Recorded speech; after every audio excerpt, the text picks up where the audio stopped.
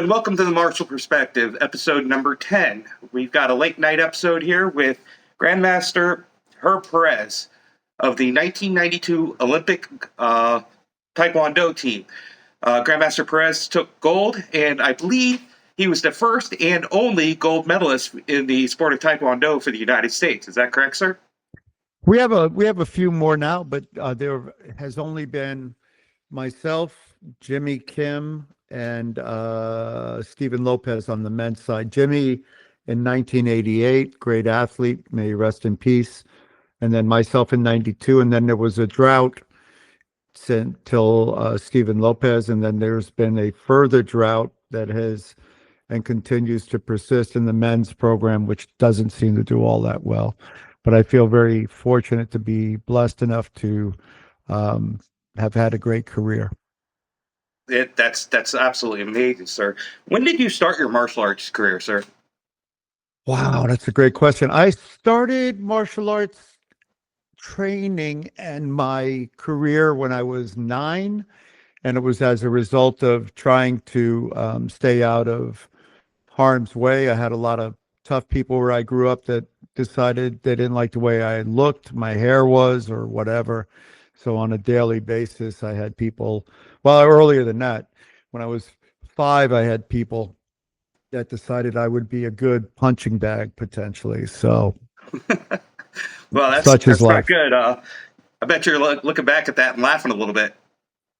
You know, it was, I think you have to take your life as it comes, and whatever that is, it is, and you really can't get caught up in it. But yeah, it was fortuitous because it gave me the opportunity to be a better person and become better in general. And so I'm thankful that was the outcome, if you will. So nothing, yes, I don't think it makes any sense to lament about any of that stuff. It is what it is. Yes, sir. So that would have been 1965 you started your career, correct? Oh, well, I wouldn't say 65 I started. I'd say 65 was my first drama regarding self-defense and people in general. It's a funny story I wrote and put in my book. And then at 9 is when I wandered into my first martial arts school. Yes, sir. Yes, sir. So 69. So you're a Taekwondo guy. Some people say Taekwondo is its own thing, and then you got the 9 Kwans, and then you got ATA, you got ITF. They all say it's Korean martial arts. What Kwan did you belong to, sir? So I was fortunate that I was a member of Kwan, which was the early, Ki Wang Kim was one of the seniors here, my instructor, and those people. So if you go back into the Kwan history, it seems to be one that was well respected and quite honestly, one of the ones that people seem to think had a lot going on for it. So my grandmaster was Grandmaster Myung-Won Kim. Did you know him by any chance out of Cleveland? I know of him, yes. Yes, sir. That's I never got a chance to meet him. I started my martial arts career very late in life. I went away to the military. I spent quite a few years in the military, 17 and a half years in the military, and straight out of high school. And it's a funny story. I was a police officer, and I was guarding a building, and my very good friend, Master Darren Warren, who now I teach for I got Master Warren, and then I got Grandmaster A.J. Perry. So I actually black belted in World Taekwondo, but then I wanted to learn my lineage, which was Muda Kwan Tung Sudo. So I went to Grandmaster Perry and asked him to retrain me in Tung Sudo. So and the reason I got into it is my son, he quit baseball. We wanted something for him to do, but he would not do it unless I did it with him. I see. And then he quit, and then I kept going. So what made you pick this style of martial art? Was it just convenient for you? No, I read a book. I read a book about Taekwondo, and I read a book about martial arts, and the character in the book was so awesome, the Taekwondo character, that I was like, dude, this is what I got to do. And it was a book called The Son of the Flying Tiger, and it was kind of loosely based on Enter the Dragon kind of a thing. And when I read about that Taekwondo character, I was like, oh, this is oh, I got to do this. There are many things I can do. So I was being chased by a bunch of kids. And when I got chased by those kids, I ran past a Taekwondo school that was being run in a ballet studio, believe it or not. Saw the sign and I'm like, I'll be back. And sure enough, I came back. And the instructor told me I wasn't any good. I was too short. My hair was too long and I'd never be any good. But that didn't let that dissuade me. I stayed and the rest is history. So your first love was actually music, correct? Still is, and I'm actually better at that than I am at anything else I do.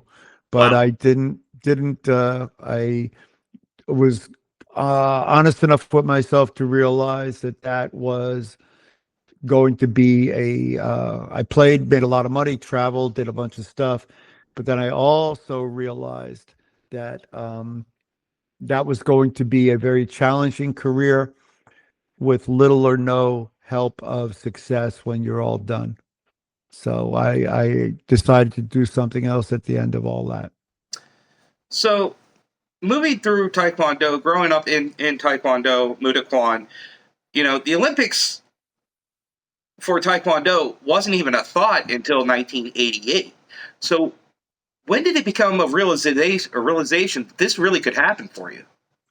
Well, what happened is in around there was the head of US of the World Taekwondo Federation was a Korean CIA agent named Mickey Kim. Ong Kim is what he used, but he was well known to be that was his deal. And as such, he was thinking of getting Taekwondo into the Olympics way earlier than 88. 88 is when it actually showed up in the Olympics, but he had it dialed in earlier than that. And so we became aware of it when I was in my probably 18, 19, and then 20s, early 20s. And then I realized it was a possibility.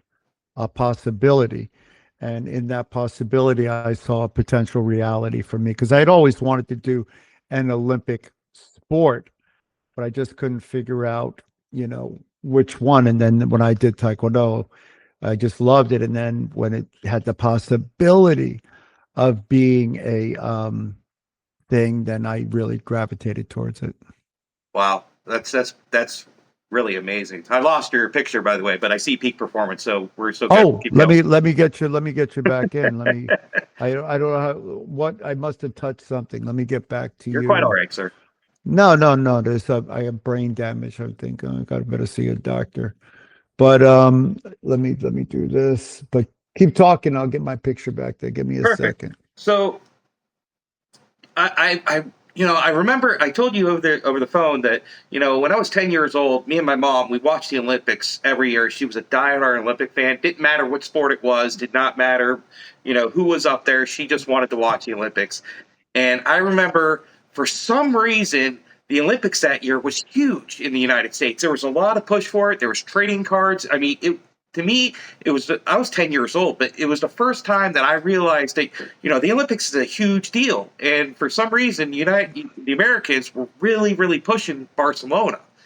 And I remember watching this Taekwondo sport that I've never seen before. I knew karate, but I didn't know what Taekwondo was. And then me and my mom watched you fight, and I could just remember it, the intensity, like how hard it was going in the hits, and people were getting knocked out. It was insane to me. And then after I approached you to be on this podcast, I went back and rewatched it, and then I remember watching you on the podium, and they're raising the flag, and you raised your hands with the flowers, and there was tears coming down. Do you Yeah. remember what you were thinking at that moment in time? I had competed a lot, and when I was competing, I would always, when I would win, I would always think that it would be more meaningful or impactful. And when I won the World Cup and I won the Pan Ams and I won all the national championships and all that, it was never as impactful as I thought it would be to me personally. I just looked at it as another stepping stone. But the Olympic gold medal had come after so much trial and tribulation. And then I thought about my mom, who passed away a year earlier and missed that because she was so proud of me all the time. She would take my medals to bingo. And when I walked in, she would introduce me to all her friends. And that was just her nature. And so I remember at that point thinking about her and thinking about the fact that she was going to miss this opportunity to celebrate with me. And that was really what I was thinking about. Yeah, that was pretty much it. Wow. Um, so where do you go from, you just won the biggest prize on the biggest stage that this sport has to offer. Where do you go from there, sir? I would always gotten good advice from my instructor and then from people around me. And what the advice was Taekwondo will be a journey. And so there are a couple of things that you can never be taken away from you. And one of those things, to be honest, is your education, your experiences, and travel.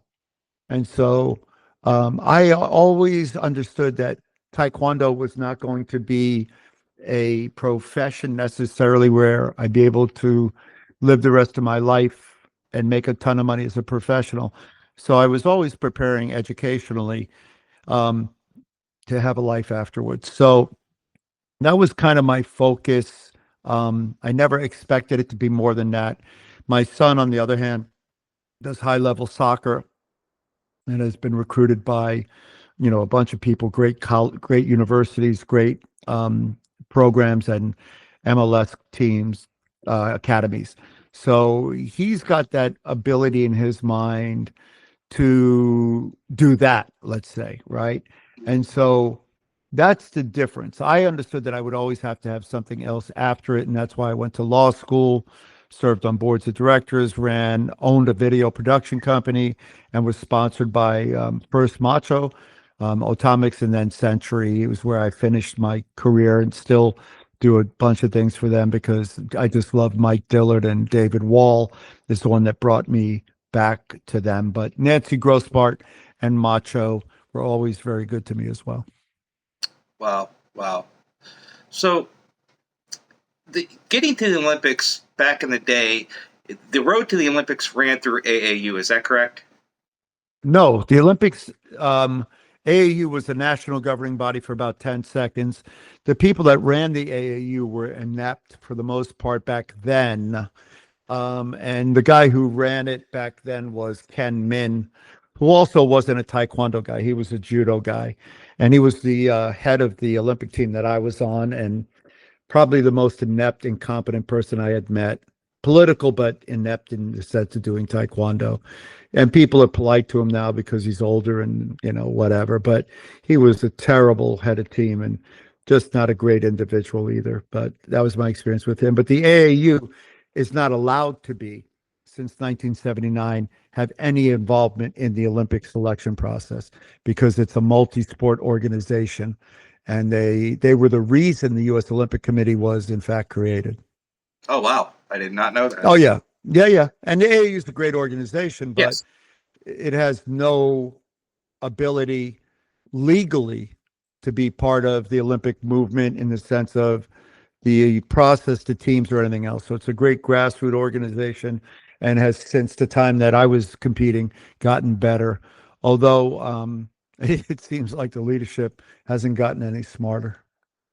So, if could you explain to the viewers what is the road to the Olympics now? How do you get there? Like, I understand is it USAT that's a governing body for that in the United States, or how does that work? Yeah, USA Taekwondo is the governing body recognized by the International Olympic Committee, actually recognized by the USOC, USOPC, it's called now. And they are the only national governing body. If they choose to, and another national organization of stature and repute and throughout the country has the programs, then they can invite those organizations through them to participate in the team trial process. But USAT itself cannot deny anybody an opportunity. So you may be a member of the AAU, you may come out of your basement, but you have a right to try for the Olympic team. So even the the USAT doesn't have the right to prevent an individual from competing. So, in order to go to team trials, do you have to compete in Pan Am games and things like that, and then garner points in order to get there? How does that You work? actually don't. You actually don't have to. You can. The way it's structured now, unlike when I was, the national team. If you're a player and you go to these opens, whether you go through USA Taekwondo or by yourself, and you get enough points, there is a possibility you can qualify for the Olympic team through name, meaning if you're one of the top 6 in the world, or at least it used to be, and I think it still is the case. So you go around to all these opens and you qualify as an individual. All you have to do is buy a membership in USA Taekwondo, which they can't deny you, by the way. But if you get enough points internationally, you by yourself qualify yourself and the spot. Oh So wow! USA, yeah, it's a change from when we were competing, where when I was competing, I had the most points in the country. For my weight division, I was in the top 3 in the world. And so I still had to compete, although they had to choose my category because myself and Juan Moreno had the highest amount of points in the country, and they would have had a problem had they not selected our divisions for the Olympic Games. Wow. So that's insane. It's insane how much the sport has changed. Um, Yeah, yeah, my next question is, sir, you got your traditional taekwondo, and then you got your sport taekwondo. Do you, right. do you feel that the sport aspect is taken away from the traditional aspect of taekwondo, meaning that you know the Kukiwan and WT is pushing the Taeguk forms and things like that, where you got Cheetah Kwan, Muda Kwan, Songwoo Kwan, all these different Kwans that have their traditional forms that are not Right. performed in the Olympics or anything like that. So do you think that, as the years go on, 10, 20 years from now, if you don't have these masters passing it down and their students, keep the curriculum, do you think the original traditional is dying? I don't know that it's dying, or I wouldn't say that it's dying. What I'd say is the world is changing. I don't necessarily love the Taekwondo that I see, and I don't necessarily love what's going on with regard to the forms. People do the forms from their group and always have done the forms from their group. And so I don't even really get caught up in all that. That's up to individuals. Yes, sir. Um, but right now the forms are not in the Olympics anyway. And the fighting is barely in the Olympics the way that they do it, so you got to kind of know that too. Um, but it kind of is what it is, and you can't get caught up in that drama either, right? If that Mhm. makes any sense. No, I completely get it. I just wanted your perspective as one of the most top athletes in the sport that I love, the Yeah. martial art that I love. So your opinion, really, I hold dear because of who. I mean, I love Taekwondo and I love what I did. And I think there's nothing, I love the sport as a whole. And it's really just a question of the direction it's taken for fighting, which hasn't been great. And that's okay too, because that's just life. But the organization itself struggles with identity, and as do most of the people in it. And so that's unfortunate because, yeah, it's just unfortunate. That's probably the best way to say it. With regard to the forms or the pumse or whatever that might be, um, I think, yeah, I think they just have to figure out where that fits in all of it. And I think the AAU does a better job of including people that come from a different lineage. Yes, sir. So as a high caliber athlete in your heyday, not saying you're not now, but in your heyday, um, do you think it was why? Do you think it's wise to practice cross train and do more than one martial art? I think that depends on the individual. My Olympic success came from, to be frank and be honest, it came from a kung fu instructor who was the best in the world and a world class athlete. And Sifu Vizio from New York was the only guy in my area doing anything like that. And he was kind enough, not at the beginning, to take me in because he denied me because that's just his nature. But then he's the one that taught me the most I knew about fighting. And so I'd have to say, yeah, if it serves you, then I think you should. And if it does serve you, that would be great. And if it doesn't serve you, then the answer would be no. But in my situation, training with him is the reason I won.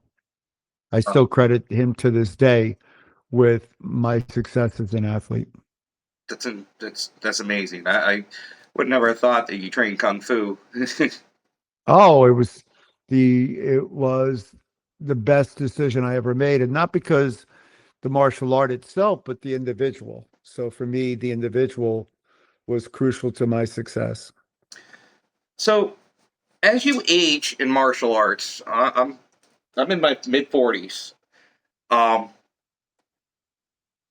technology now has changed so much that it's easier to take care of your body. But how do you take care of your body and continue to train at a high level as you age?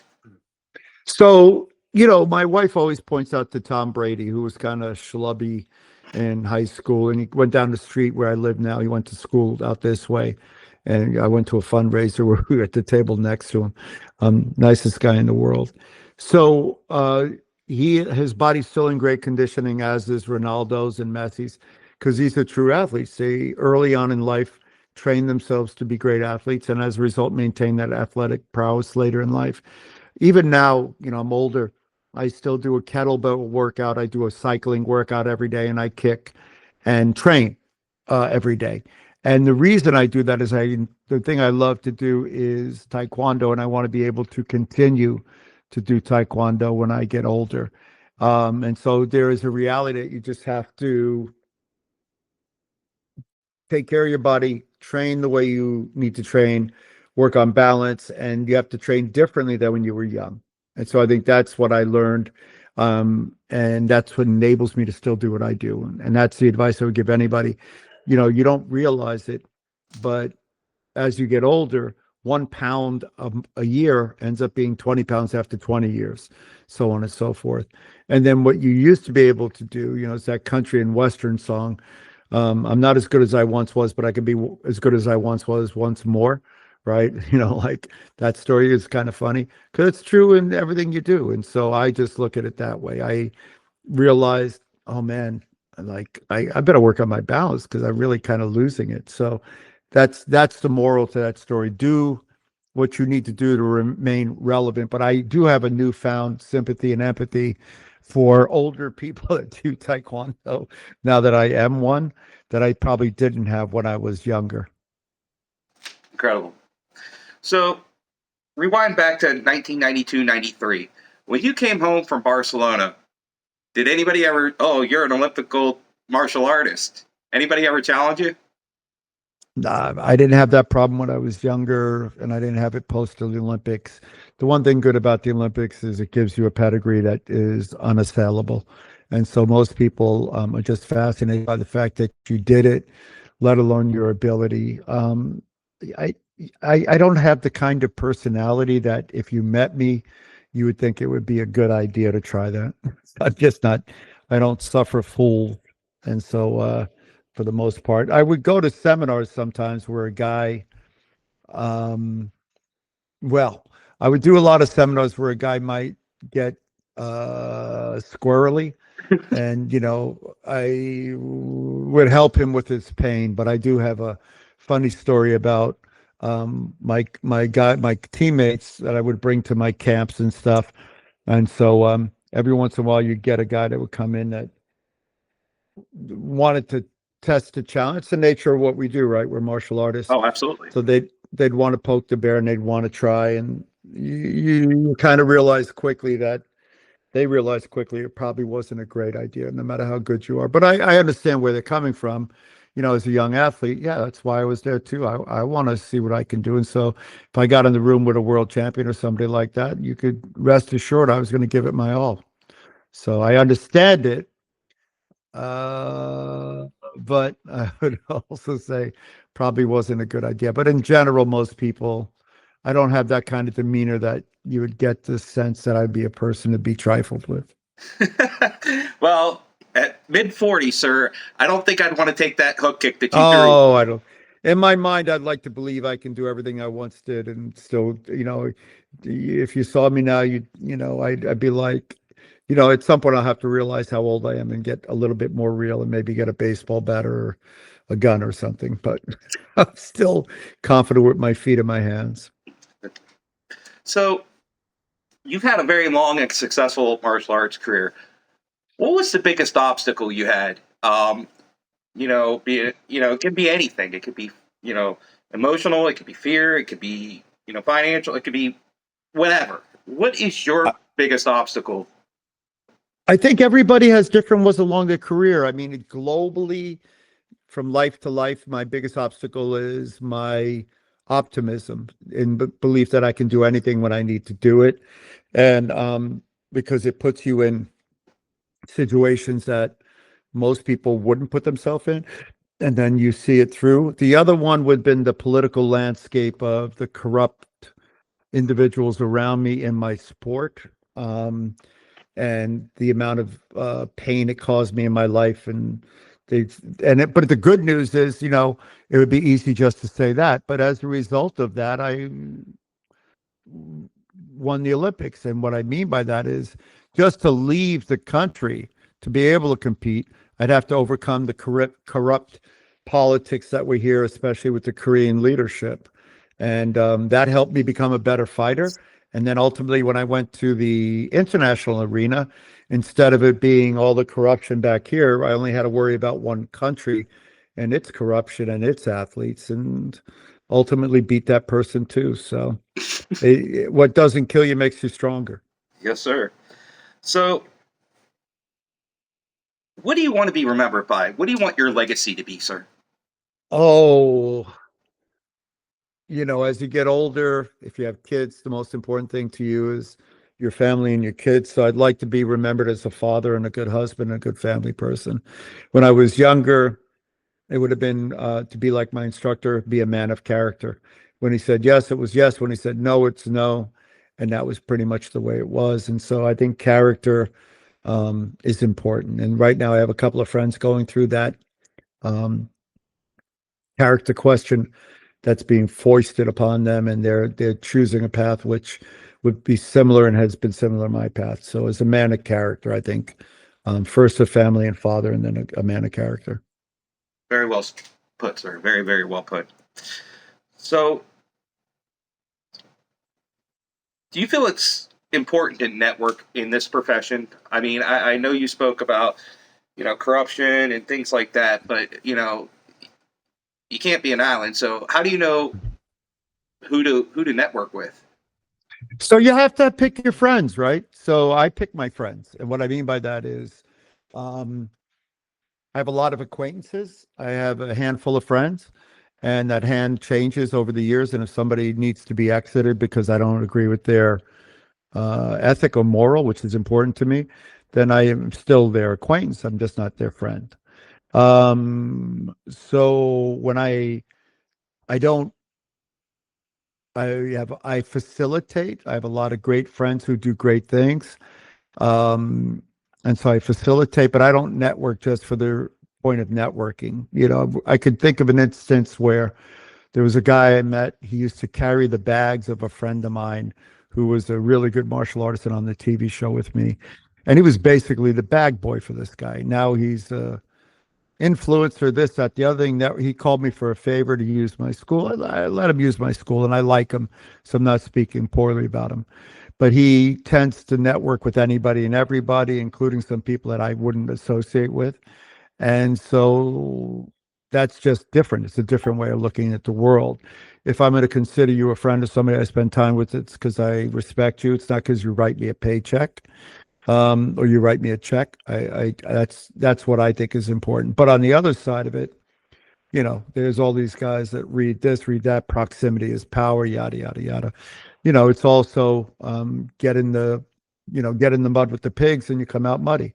So I think you have to be careful about who you associate with. I think you have to be careful about what you say and do, and don't do certain things if you think they're going to have a negative effect upon you. On the other side of that, if you have a friend, you're his friend regardless of, or her friend, regardless of what trials and tribulations they may be going through because of others. So I've always held that to be true. Yes, sir. So the reason I do this podcast, sir, it's not. I feel that every martial artist has a story, and I feel that every martial artist, their backstory has value. I feel that if you're just a third dan martial artist, black belt like myself, or if you're a GUP student, I'll interview anybody on this channel because I feel that their story has value and it can inspire others to move forward if they want to choose the path of martial arts. I know I'm never going to the Olympics, but I know that I could teach a child, basic Taekwondo, and I could make a difference in their lives. So, by speaking to you, your story is very inspiring. Just like everybody that I've, interviewed thus far, some aspect of their story might touch somebody else to do this. That's why I do what I do. So, and I'm not making a dime on this. Actually, it's costing me money. So, it cost us all money. Yes, sir. So, as a martial arts school owner and instructor, how do you teach to distinguish between an ego-driven need to fight and a genuine need for self-defense? I don't think, I think we need to rethink self-defense in general. So, when I was growing up and when martial arts were originally created and originated in various countries, there was a true need to defend yourself from any variety of things around you. These days, the need you have is not necessarily a fighting need, but it's a defense against certain other things. So you're better served in a true self-defense, learning conflict avoidance, social and spatial awareness. And I've thought about that for a long time, and I'm trying to think about how I would do that, including changing the terminology associated with all that.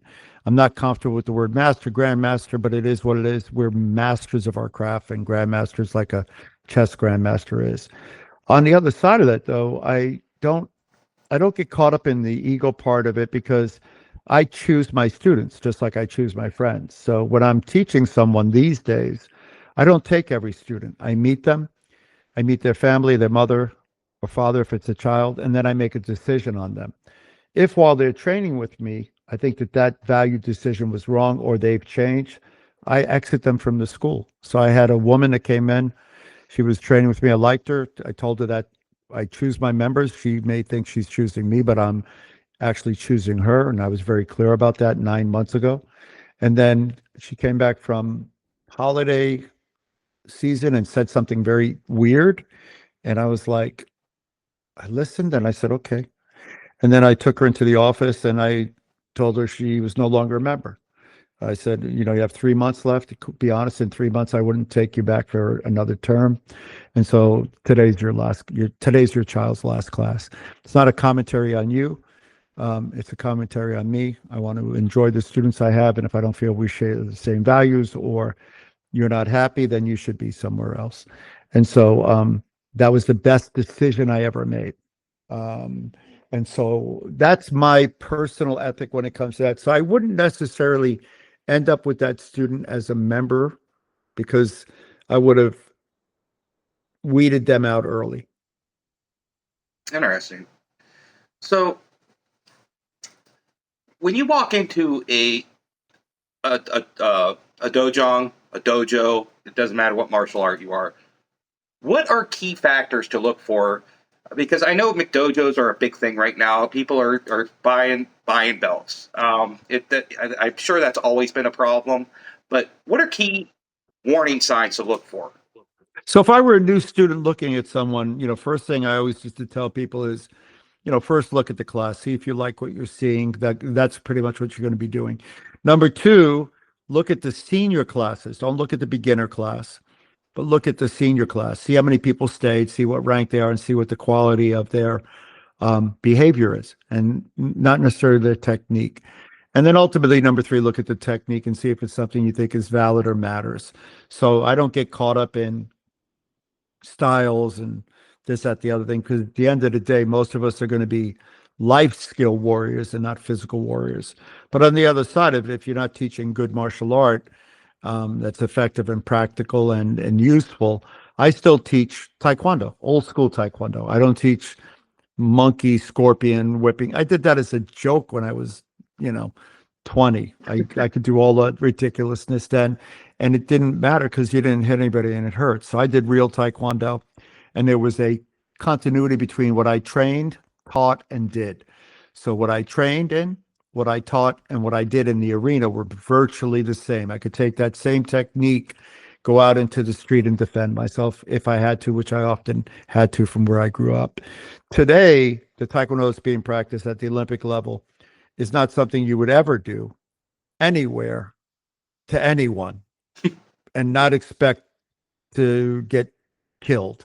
So that's basically the difference that I see. And there's a whole other podcast on that subject, but it's a clown show, and it's a clown show because guys like Cho, who I was in the room when he showed up, he doesn't understand Taekwondo and all the nonsense. Because I was also in the room at that point. I had changed the scoring to make it multi-tiered. He just didn't understand. He's not the brightest bulb, and so the current state of affairs with Taekwondo it's just challenging and interesting. But the life skill development and everything else is what kind of matters, especially for our younger students. I I agree with you 100%, sir. I have the most utmost respect for you and what you've done, what you've accomplished, and Oh, what you continue to do. Um, you know, you didn't have to keep going, but you did, and you accomplished a lot in your life. I mean, a lot more than most people would. My last question to you, sir, is there some? Can you tell me something about Grandmaster Herb Perez that not very many people know? uh, there's a lot, but when I was young, I had incredibly long hair. Didn't like to fight, and actually, my sister defended me when I was 5 years old, which is an interesting story. My mom took me back out, dragged me back outside to fight because she understood that I couldn't, where I grew up, you couldn't live like that. And I wouldn't fight again until I was, that's when I went to Taekwondo at 9, from 5 to 9, because I just was a peaceful kind of hippie kid, long hair, the whole thing. I think the thing that people don't know, probably don't know about me is I'm an empathetic person in general. And so I don't suffer any people that bully other people. And so they might not see that at first glance for me, but my ethics and my morals are more important to me than virtually anything else. So I don't compromise for pretty much anything. We just recently, I'm sorry, I was late for your podcast. I did a podcast where we talked about this issue, and someone close to me was asked to compromise his morals and ethics, and he chose not to, and as a result of that had some trauma. But that's my whole life. I've done that. So I think that would probably be that. That may be in music. Behind me I have a million guitars because I subscribe to the school of what's enough guitars, just one more. So just need one more. But that might be it. Wow.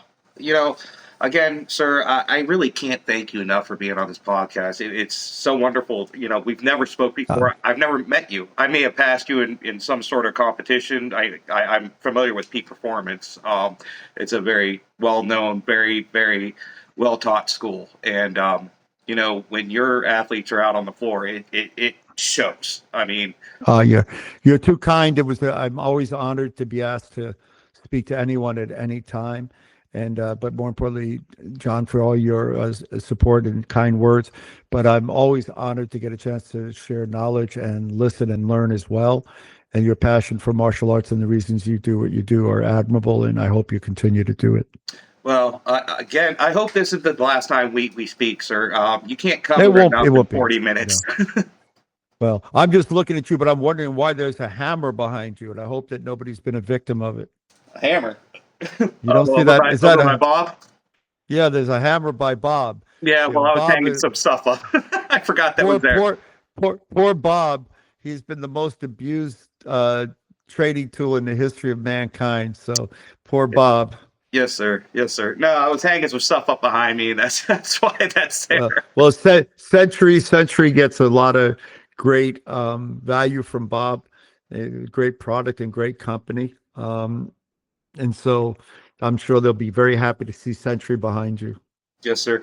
My Grandmaster AJ Perry, did want me to send his regards to you. Yeah. Great master and great guy. And I know he does extremely well in all the things he does, but please say hi to me. I know he's good friends with one of my juniors that was on the team with me. So, Hopefully, maybe 6 to 8 months, we could check in and do this again. all right, sir. All right. Well, you have a great evening. You too, sir.